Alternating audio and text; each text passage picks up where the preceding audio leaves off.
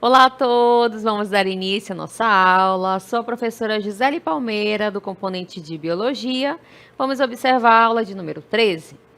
Objeto de conhecimento, evidências da evolução biológica, detalhamento, origem das espécies e dos grandes grupos de seres vivos, aspectos da evolução humana. Então, essa é a nossa aula que irá iniciar agora.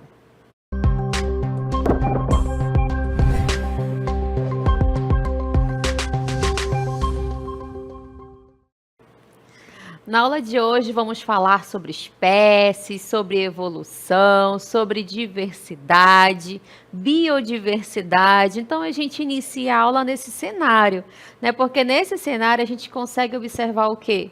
Diferentes tipos de espécies.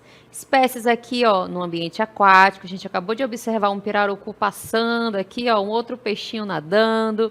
Conseguimos observar espécies que voam, né? A gente observa aqui, ó, o tucano, acabou de passar a arara, né? Então, existe uma grande diversidade aqui nesse cenário para darmos início a essa aula, né? Temos ali uma cobra, uma preguiça, né? Entre outras espécies que vocês estão observando no decorrer aqui dessa aula, né? Então, por que que existem tantas espécies diferentes na Terra, né? Você mesmo já deve ter visto e tocado em várias espécies diferentes.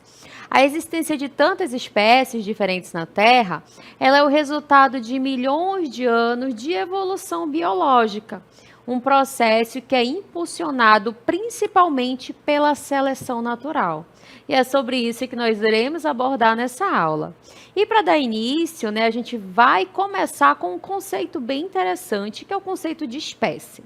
Vamos observar que é um conceito fundamental da biologia, que designa uma unidade básica do sistema taxonômico, que a gente vai já conhecer esse sistema, utilizado na classificação científica dos seres vivos. Uma espécie, né, ela é um grupo de populações intercruzantes, né? Então, quando a gente fala ali de população de espécies, são aquelas espécies que conseguem ali cruzar e gerar descendentes férteis, tá certo? E aí a gente inicia com esse conceito e agora a gente vai observar por que que existe tanta diversidade, né? Como é que leva a essa grande diversidade? Vamos observar que existem 5 pontos ali bem interessantes para a gente analisar. A primeira é a variação genética, né? Então, essas variações, elas são causadas por mutações genéticas. Quando a gente fala de mutação genética, é aquela que acontece lá no material genético, lembrando aí do DNA, que leva genes e características, e que está associada também pela reprodução sexuada, né? Quando a gente fala da reprodução sexuada, a gente fala ali da união de gametas, gameta masculino, gameta feminino, que leva ali, né, seu material genético, no momento da fecundação, ocorre troca genética, né? Então, existe ali essa variação desse material. Um outro ponto também é a seleção natural, né? A seleção natural são organismos com características que os tornam mais adaptados ao ambiente.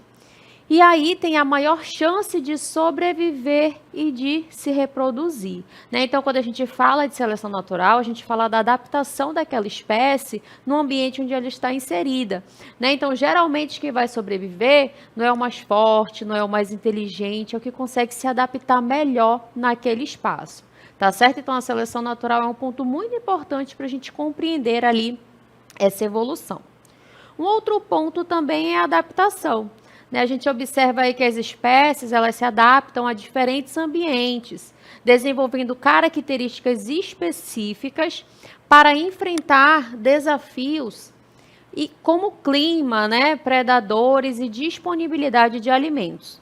E aí, para vocês entenderem essa imagem, a gente observa aqui uma imagem, né, que talvez vocês nem conseguiram identificar ainda, mas aqui é uma flor. E logo acima dessa flor, a gente observa um inseto. E se a gente analisar assim, né, a imagem no geral, é difícil até diferenciar, porque o inseto ele acabou ficando aqui, né, da mesma cor dessa flor. Existem, né, vários exemplos relacionados a esse processo de adaptação, onde ele acaba se camuflando devido às suas cores naquele local onde ele está próximo. E aí, né, por que acontece isso? Principalmente para fugir de predadores, ele fica aqui, ó, praticamente camuflado, e ele também pode usar essa estratégia para conseguir um alimento, né? Imagina aqui, ó, ele como predador, tem uma presa por aqui, né? Vamos imaginar um outro inseto, não percebe que ele está por aqui, pousa nessa flor e ele consegue se alimentar, né? Então existem várias adaptações ali relacionadas a diferentes tipos de espécies. Esse aqui é só um exemplo, né, para a gente analisar como ele consegue ficar camuflado ali de acordo com as suas cores, tá certo? E aí ele usa isso para diferentes desafios. Um outro fator também é o isolamento geográfico. Nesse caso, quando populações da mesma espécie elas são separadas por barreiras geográficas. Essa imagem mostra aí para gente, né, uma população de besouros. A gente observa aí vários besouros e a barreira geográfica representada nessa imagem é como se fosse um rio, né, que vocês observam aí em azul. Então, essa representação, essa barreira, ela pode ser um rio, pode ser uma montanha, pode ser um oceano, é algo que vai separar, né? O próprio nome aí já diz, vai ser uma barreira que vai separar. E aí, o que a gente observa no final dessas setinhas em azul? Né, que elas podem evoluir de maneiras diferentes, levando ao surgimento de novas espécies. Então, a gente observou que a espécie ali de besouro, ele era marrom, né, para fazer essa representação de barreira. E aí, as cores ajudam a gente a diferenciar essa mudança que aconteceu, né? Então, houveram ali duas espécies que acabaram apresentando características diferentes, né? A gente consegue identificar essa característica através das cores, tá certo? Então, esse isolamento geográfico também está relacionado com esse processo de evolução. Vamos observar o outro ponto, que é o tempo e mudanças ambientais, né? Então, ao longo ali de milhões de anos, as mudanças no clima, na geografia e nos ecossistemas criaram novos desafios e oportunidades para espécies, favorecendo também a diversificação, tá bom? Então, a gente pode observar aí, né, nesses 5 pontos que estão relacionados com esse processo ali do surgimento, né, de novas espécies, né? Então, são vários fatores. E aí, né, para a gente falar da origem das espécies, a gente tem uma pessoa que é essencial na ciência, né? Que vocês já ouviram falar, que é Charles Darwin, né? Então, a gente tá aqui nesse cenário, né, nessa representação, como se a gente estivesse aqui, ó, tendo uma conversa com Charles Darwin, né? Então, ele está aqui, vamos imaginar, né, esse cientista aqui maravilhoso que trouxe aqui para a gente grandes descobertas e que eu vou contar um pouquinho mais da história dele para vocês conhecerem, né? Então, Charles Darwin, ele nasceu em 12 de fevereiro de 1809 na Inglaterra. Ele estudou medicina, teologia, mas a sua paixão era a história natural. E aí teve uma contribuição científica importantíssima, porque ele revolucionou a biologia com a sua teoria da evolução, publicando um livro conhecidíssimo, né, chamado A Origem das Espécies, em 1859. E aí, né, para chegar nesse contexto, teve uma viagem que ele realizou, a viagem no HMS Beagle, no período ali de 1831 até 1836. Né? Eu vou falar um pouquinho dessa viagem para vocês. Então, o Beagle era um navio, né, comandado ali pelo capitão Robert Fitzroy, e o objetivo principal da expedição era mapear a costa da América do Sul e realizar observações geográficas e meteorológicas. E Darwin foi convidado ali, né, a bordo como naturalista, embora inicialmente seu pai fosse contra essa ideia. E aí, durante a viagem, Darwin coletou espécimes, fez anotações detalhadas, ele tinha um diário e refletiu sobre a diversidade da vida. E aí algumas observações foram feitas, né? Vou falar para vocês, como por exemplo, os fósseis que ele encontrou na América do Sul. Né? Darwin encontrou fósseis de animais extintos, como o megatério, que era uma preguiça gigante, que o fizeram questionar por que espécies semelhantes existiam no presente e no passado. Né? Então, observem que ele observava e questionava, anotava ali tudo no seu diário. Também a diversidade que ele encontrou nas ilhas de Galápagos. Ele notou que cada ilha do arquipélago tinha espécies únicas de tentilhões, tartarugas e iguanas, adaptadas a diferentes ambientes. Né? Então, aqui a gente já consegue observar a adaptação das espécies no local onde ela está inserida. No caso aqui, o bico, né, os bicos dos tentilhões, por exemplo, variavam de acordo com o tipo de alimento disponível em cada ilha. As formações geológicas também, né, ele pôde observar. A adaptação dos organismos, né, ele percebeu que as características dos seres vivos estavam intimamente relacionadas ao ambiente em que viviam. Né? Então, essa viagem ela trouxe ali alguns impactos. Essas observações feitas, né, durante a viagem foram fundamentais para o desenvolvimento da teoria da evolução. E aí Darwin percebeu que as espécies elas não eram fixas, mas mudavam ao longo do tempo em resposta ao ambiente. Né? O que a gente está falando aqui para vocês sobre o processo evolutivo das espécies. E aí ele começou a formular a ideia de seleção natural. Organismos mais adaptados têm maior chance de sobreviver e reproduzir, né?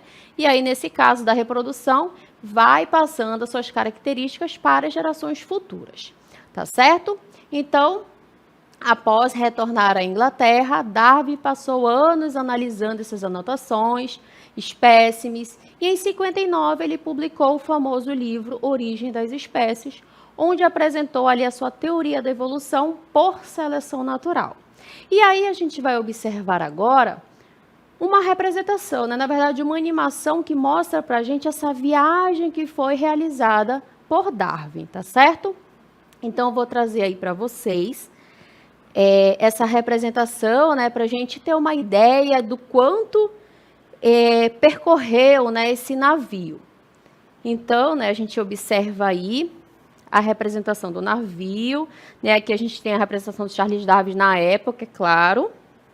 E aqui, ó, observe que o navio saiu, né, ele mostra aí o percurso, passou por Cabo Verde, e aqui chegou no território brasileiro, ó, passou por Bahia, Rio de Janeiro, continuou na América do Sul, né, Montevidéu, e a gente observa ali, ó, Lima, Ilha de Galápagos, e aí vai percorrendo esse navio, tá certo? Então, a gente trouxe aqui a título de curiosidade, para a gente observar, né, a importância desse percurso e a importância também de Darwin nas suas observações ali, para trazer aqui para a gente essa teoria, né, esse conhecimento tão importante que a gente está aqui apresentando a vocês. Muito bem, né? Então, vamos observar agora outros conceitos relacionados a esse estudo. Vamos observar agora o caso da especiação. Olha só, é um mecanismo central que explica, né, como novas espécies surgem ao longo do tempo. Elas ocorrem em virtude das diferenças surgidas no genoma de populações diferentes de uma mesma espécie que ocasionaram o isolamento reprodutivo e, consequentemente, o aparecimento de duas espécies diferentes, tá certo? Além disso, vocês irão observar também a classificação dos grandes grupos de seres vivos. Né? A gente já sabe que existe uma grande diversidade de espécies, né? Existe uma grande biodiversidade. E aí foi necessário agrupar esses seres. Né? Então, é isso que nós iremos observar agora. Como foi essa classificação e esse agrupamento da diversidade de seres vivos? Né? Então, a classificação é feita com base em um sistema hierárquico que organiza os organismos em grupos de acordo com suas características comuns. Esse sistema é conhecido como taxonomia e ele foi inicialmente proposto por Linneu no século XVIII. Atualmente, a classificação dos seres vivos é feita com base em critérios evolutivos, genéticos, morfológicos e fisiológicos. Né? Então, vamos observar como ocorre essa divisão, essas categorias taxonômicas básicas de Linneu. Então, ele estabeleceu um sistema hierárquico de táxons. A gente observa aí, né, iniciando pelo reino, que é a maior categoria constituída por um conjunto de filos. Então, a gente vai ver, ó, que vai um se aproximando do outro. Os filos é constituído por um conjunto de classes. A classe, vamos observar, que é um conjunto de ordens. Ordens, conjunto de famílias, famílias, conjunto de gêneros, gêneros de espécies, e aí a gente tem a definição de espécie. Grupo de organismos que são capazes de se reproduzir e originar descendentes férteis. Para a gente entender melhor através de uma imagem, observem essa classificação taxonômica de Linneu. Olha só, a gente tem aí uma pirâmide. Essa pirâmide é bem interessante, né, para a gente observar também a diversidade dessas espécies. Observem que na primeira setinha que está apontando para cima, ela mostra a maior diversidade biológica entre os representantes por categoria. Então, né, se a gente analisar, a maior diversidade vai estar lá no topo dessa pirâmide, que é o reino. A setinha verde voltada para baixo, a gente identifica a maior semelhança entre os representantes por categoria. Então, a maior semelhança vai estar onde? Na base dessa pirâmide, que é a espécie. E aí a gente vai observar que o reino está lá no topo da pirâmide, lá na pontinha, ó, em verde, é o nível mais amplo de classificação. Os seres vivos são divididos em grandes grupos chamados de reinos. Tradicionalmente são reconhecidos ali 5 reinos: Monera, Protista, Fungi, Plantae e Animalia, que são os animais. No entanto, atualmente, muitos cientistas adotam um sistema de 6 reinos ou até mesmo domínios, que a gente vai já conhecer. Logo abaixo, vocês observam filo ou divisão. A divisão ela está relacionada às plantas, tá certo? Então, dentro de cada reino ou organismo, são agrupados em filos, com base em características estruturais e evolutivas. Depois, a gente observa a classe.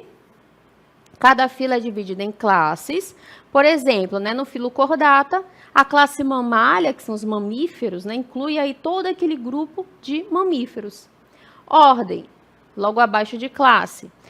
As classes são subdivididas em ordens. Por exemplo, a classe Mammalia, a ordem Primata inclui ali os macacos, gorilas e humanos. Aí a gente observa que vai descendo mais um pouquinho, né? Família, as ordens são divididas em famílias. Por exemplo, né, a ordem Primata, a família Hominidae, inclui os grupos de primatas, como gorilas, chimpanzés e humanos. No gênero, as famílias são divididas em gênero. Por exemplo, né, na família Hominidae, o gênero Homo inclui os humanos modernos e seus ancestrais. E, por fim, lá na base, a espécie. É o nível mais específico de classificação, né? Uma espécie é definida como um grupo de organismos que são capazes de se reproduzir entre si e produzir descendentes férteis, tá certo? Então, essa classificação taxonômica aí, proposta por Linneu, né, que vai desde reino até espécie. E aí, como vocês observaram, além dessa classificação, existem outras.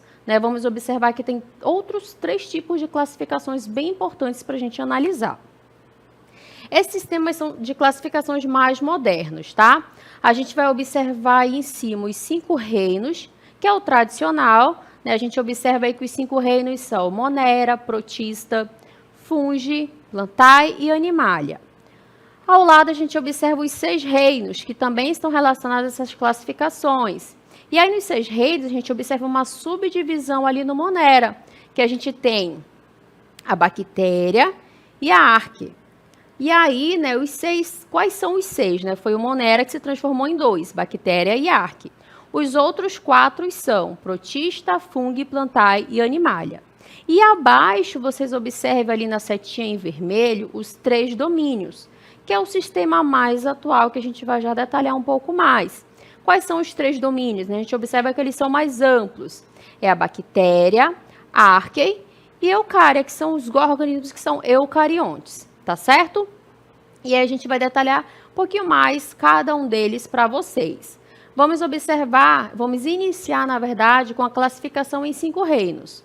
Olha só, né, a gente tem esse sistema de classificação, que foi proposto aí por Robert Whittaker, que foi o responsável pela elaboração do sistema de classificação em 5 reinos. E aí, nesse sistema, os seres estão classificados em Monera, Protista, Fungi, Plantae e Animalia. E aqui a gente traz essa representação, né, desse sistema de classificação em 5 reinos. A gente observa a representação ali numa árvore, e aqui a gente tem, né, o reino Monera, as bactérias, reino Plantae, são as plantas, né, grande diversidade de plantas. Logo acima, lá no topo, tem o Animalia, que são os animais em geral. Fungi, que são os fungos, né, diferentes tipos de fungos. E ali em azul, nós observamos o Protista, tá certo? Então, são 5 reinos que a gente observa nesse sistema de classificação.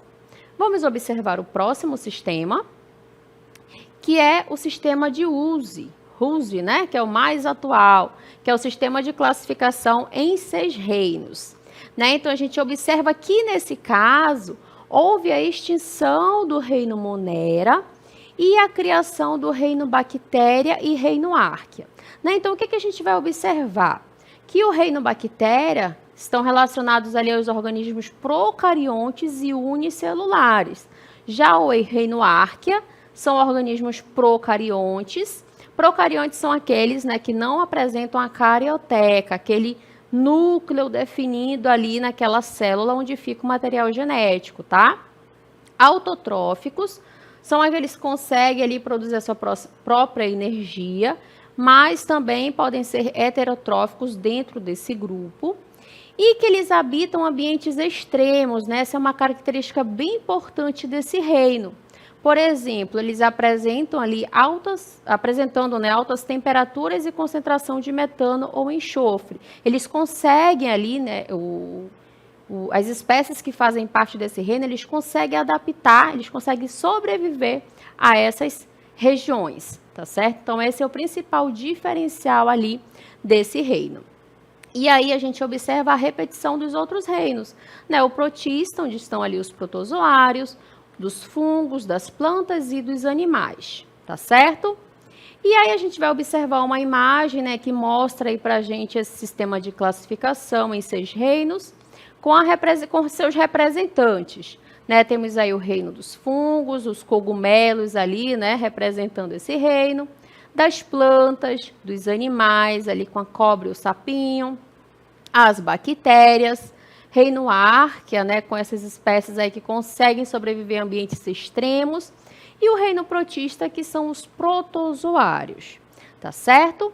Então, além desse sistema, a gente vai observar os domínios, que também são relacionados aí a esse cientista, tá certo? Vamos observar quais são esses 3 domínios. É o domínio bactéria, né, onde tem ali incluso dentro desse grupo organismos unicelulares procariontes. Quando a gente fala de unicelulares, é uma única célula, tá? Tendo como representante as bactérias. Também temos o outro domínio, que é a Arquea, aquele que a gente observou agora há pouco, constituído por organismos unicelulares, procariontes, também conhecidos como arqueobactérias, encontrados em ambientes considerados extremos. E, por fim, a gente observa o domínio Eucária, constituído por todos os organismos que são eucariontes, por isso que ele tem essa denominação, né? Dentro desse domínio Eucária estão todos os grupos dos eucariontes, que a gente vai observar melhor na próxima imagem.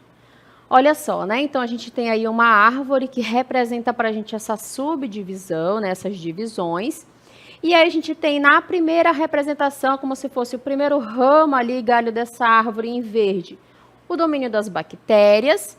Em azul, a gente observa a representação do domínio Arquea e as eucárias, né, que são os eucariontes, onde a gente observa dentro desse grupo os fungos, as plantas, os animais e os protozoários. E aí uma observação bem interessante, né, é que esse domínio Arquea, observem que esse domínio ele está mais próximo dessas características relacionadas aos eucariontes. Por isso que foi necessário fazer essa nova divisão de acordo com os novos estudos que foram realizados.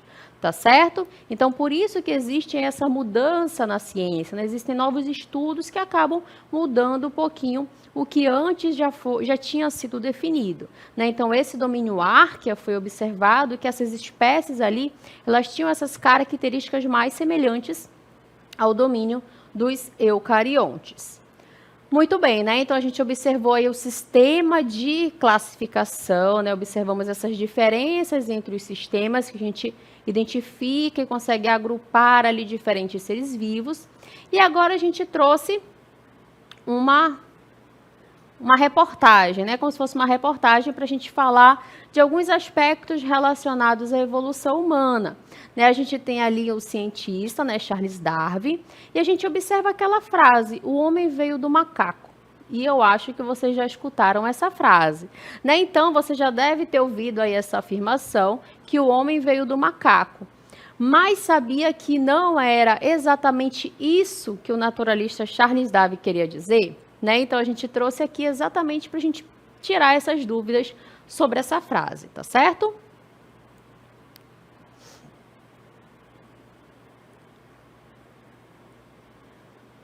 Muito bem, né? Então, quando a gente observa que essas imagens, né, que relacionam esse processo de evolução e que a gente consegue pensar um pouco nessa frase sobre o homem veio do macaco, a gente está falando de um processo evolutivo, tá certo? E geralmente a frase a imagem que acompanha essa frase é essa, né? Então a gente observa que é uma imagem no sentido linear.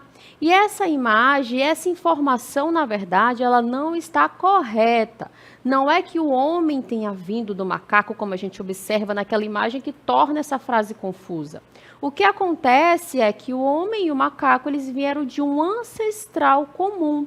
Então, quando a gente fala de evolução, a gente não pode considerar esse aspecto linear. Nós temos que considerar esse aspecto que a gente observa aqui nessas imagens, ó, de ramos, como se fosse uma árvore mesmo filogenética. Porque para que ocorra o processo de evolução de uma espécie, é necessário que tenha ali um ancestral, né? Então, essas imagens aqui, elas explicam muito melhor esse processo de evolução. E aí, né, para a gente falar um pouquinho mais sobre essas árvores filogenéticas, a gente vai trazer a imagem novamente, para a gente entender a importância de, quando falar do processo evolutivo, relacionar com esses ramos, porque existem ali semelhanças com algumas espécies. Né? Então, quando a gente fala ali do homem e do macaco, não é que ele tenha vindo do macaco. Né? Se a gente for relacionar ali com uma família, por exemplo, é como se nós fôssemos primos do macaco no grau de evolução. Tá certo? Então, existe ali uma diferença nesses ramos, né? Características que levaram ali milhões de anos para que acontecesse, tá bom?